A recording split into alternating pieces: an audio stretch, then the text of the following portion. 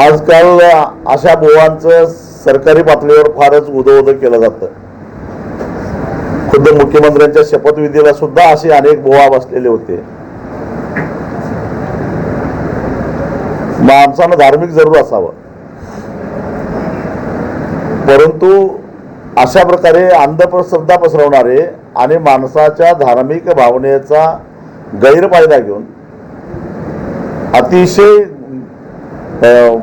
केळसवाण्या पद्धतीनं महिलांचं लैंगिक शोषण करणारे हे जे काय बुवा आहेत आणि त्यांच्या पाठीमागे असणारे हे जे राजकीय नेते आहेत, त्याचबरोबर प्रशासनातलेही सुद्धा अनेक दिग्गज त्याच्यामध्ये आहेत, या सगळ्यांची चौकशी झाली पाहिजे. 200 कोटीची मालमत्ता या बुवाकडे येतेच कुठून, आणि त्याचे पाय काय धुवून पितात, काय काय हे सगळं आम्ही बघितलेलं आहे.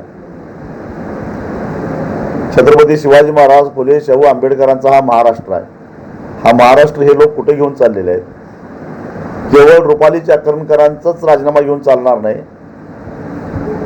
जे जे राजकीय नेते, मग ते विरोधातले असोत की सत्तेतले असोत, या बुवाच्या नादाला लागले आहेत, या सगळ्यांची चौकशी झाली पाहिजे. कारण हजारो स्त्रियांचं लैंगिक शोषण या ठिकाणी झालेलं आहे. छत्रपती शिवाजी महाराजांनी रांजाच्या पाटलाचा शिरच्छेद केलेला होता, एका स्त्रीचा अवमान केला म्हणून.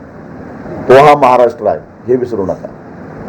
जिल्ह्यातले आमदार दीपक केसरकर यांचे निकटवर्तीय दीपक लोंढे यांना SITची चौकशीसाठी ताब्यात घेतलेलं आहे. दीपक केसरकरांचे फोटो त्या कॅप्टन अशोक खरातसोबत व्हायरल देखील झालेले पाहायला मिळत आहेत. मी तर समाज माध्यमामध्ये अमित शहा, देवेंद्र फडणवीस, एकनाथ शिंदे अशा अनेक लोकांचे फोटो बघितलेले त्या बंधू बरोबर.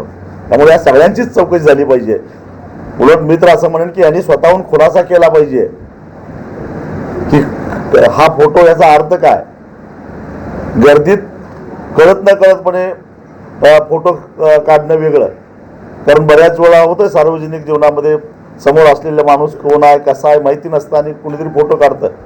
परंतु एखाद्या कार्यक्रमाच्या निमित्तानं, एखाद्या विशेष कार्यक्रमाच्या निमित्तानं जेव्हा आपण अशा बंधू बरोबर बसतो, त्यावेळी तो कोण आहे आणि त्याला ज्या पद्धतीनं सन्मान मिळतो हे अत्यंत गंभीर आहे.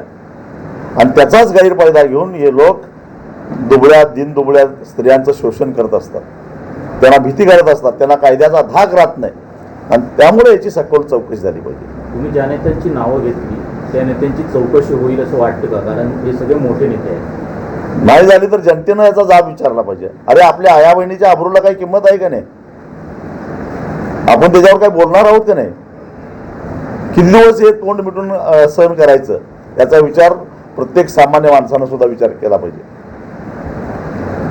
ताज्या अपडेट्स आणि ताज्या बातम्यांसाठी आजच सबस्क्राईब करा आपला Sindhudurg digital news channel. Like करा, शेअर करा, कमेंट करा आणि महत्त्वाचं म्हणजे बेल आयकॉनला क्लिक करायला विसरू नका.